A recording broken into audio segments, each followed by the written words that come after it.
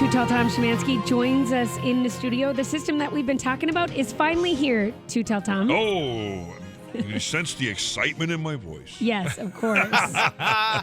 It's what we expected. We started with a little bit of that patchy, drizzly wetness that turned into ice, and now the snow is coming.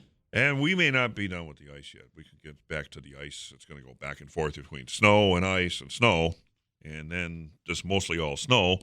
And then eventually get really cold. So we got almost everything in the kitchen sink with this thing. Sure. And we're saying that this is lasting sort of through Thursday, or Thursday is sort of when it takes a turn to the cold. Well, that's when it's going to begin to do that, although we will still be sort of in its grasp until Saturday. Oh, okay. It's an all-week thing. We're going to be under different parts of it throughout the week. There's a lot of moving parts of this system, and I kind of like to, let's just make it a simple description if I can paint a picture here. The low is in northern Nebraska, okay? And if you picture the low as being sort of a hub of a wheel, and you got these spokes around the wheel like a bicycle wheel, each one of these spokes, as they spin around the central hub, bring bursts of snow. So in between the spokes, the snow lets up, or it turns to freezing drizzle. Then another spoke moves on through, and you get another burst of snow. That's going to continue all the way probably through about midnight to 2 a.m. tonight. And then the snow is going to let up a bit for several hours, and the type of snow that we get from that point forward will be more of the lighter variety of snow, not the packy, heavy snow. And one of the factors compounding this in terms of limiting snowfall totals is the ice that we've had so far, and the ice that we could still get between now and sometime early this evening that could limit snowfall totals. So there will be a wide variety of who gets how much snow. I'm thinking in and through the metro, the average accumulation should be somewhere around, I would say, 5 or 6 inches, but there is that outstanding chance that there could be 6 to 9 in some areas, so that's why I have a range of 4 to 9 inches. Having said that, further out west, there could be some places that get 10 to 12, and I'm not talking about much further out west, outside of the valley proper. And as you go further east and southeast, some places may only end up with 2 or 3 inches of snow with this system. And then the Arctic comes in for late weekend and next week. So a lot of fun to be had. Oh, boy. Okay, what are we talking about with wind?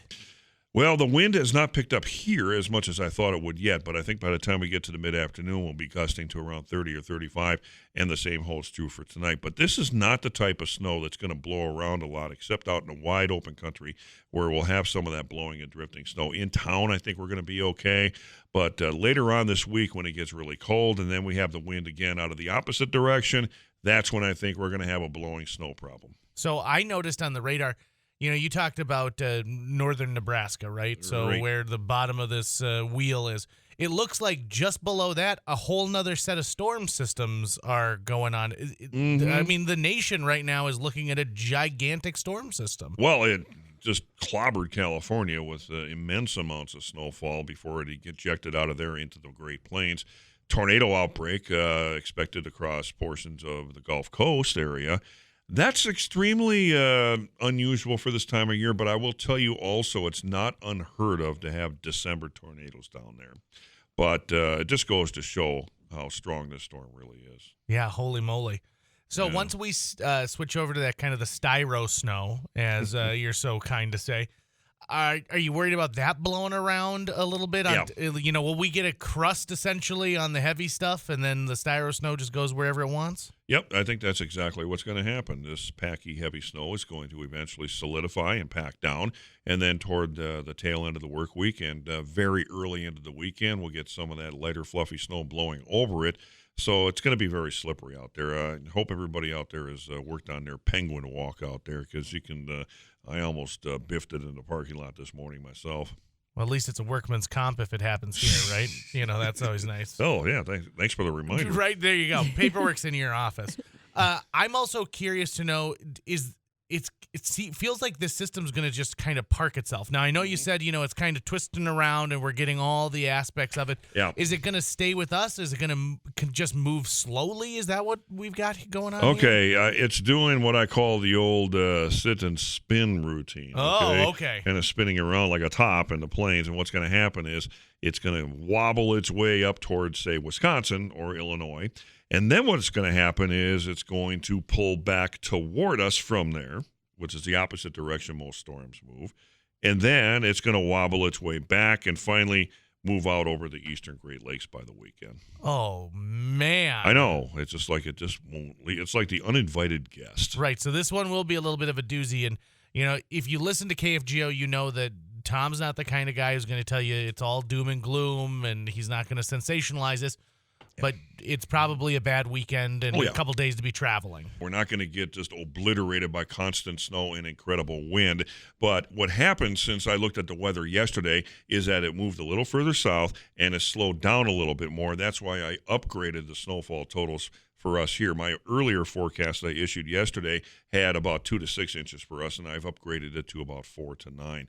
So if that thing continues to slow down and the snow just kind of sits on us, there is a potential for a little bit more, but there's also, as I mentioned earlier, the chance for a little bit less if we get a little more freezing rain. I think the other thing with this system is also that, maybe not a huge dumping, the 18 inches of snow that one time was thrown out last week, but this is really treacherous traveling conditions. We've got that 32 degrees now. As that temperature drops and things start to sort of stick to the road, we have that slush today and then that ice going forward. I feel like travel is going to be the big thing. Well, yeah, and blow ice will be a problem too, because you're going to have that ice, and then as we get more of the fluffy type snow, it's going to blow right over that. So I don't really see travel conditions improving that much. I mean, we're in it right now.